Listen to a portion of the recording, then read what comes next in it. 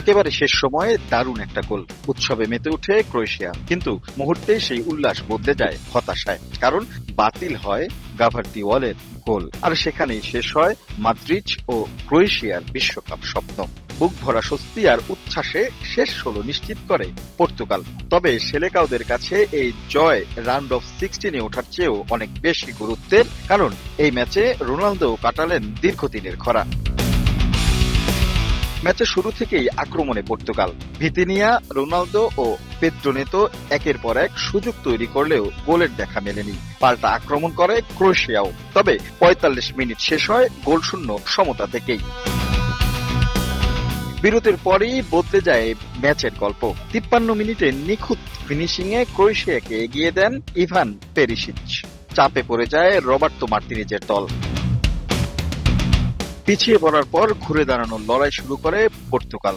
প্রথমে রোনালদোর একটি গোল কিন্তু বাতিল হয় অফসাইডে। পরের মিনিটে কর্নার, ডি বক্সে ফাউল করে বসে ক্রোয়েশিয়া। পেনাল্টি পায় পর্তুগাল। ৬৮ মিনিটে স্পট কিকে বল পাঠিয়ে ডাগ আউটে স্বস্তি ফেরান ক্রিস্টিয়ানো রোনালদো। আর এই গোলে বিশ্বকাপের নকআউট পর্বে ক্যারিয়ারের প্রথম গোলের স্বাদ পান ৪১ বছর বয়সী এই মহাতারকা।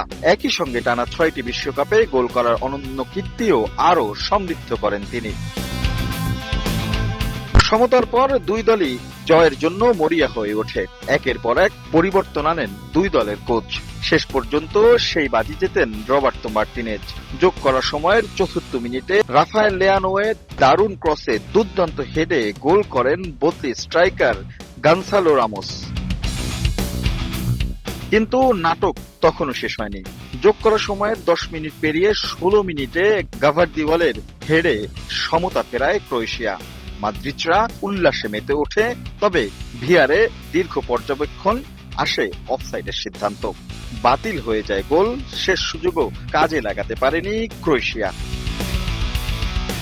২-১ গোলের শ্বাসরুদ্ধ জয় নিয়ে শেষ ১৬ নিশ্চিত করে পর্তুগাল।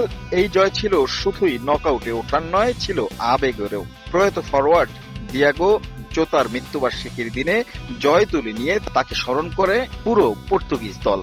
রাউন্ড অফ 16-এ তাদের প্রতিপক্ষ স্পেন। টানটার উত্তেজনার এই ম্যাচে প্রত্যাশিত জয় তুলে নিলেও CR7-এ খুব একটা মন ভরেনি তার সমর্থকদের।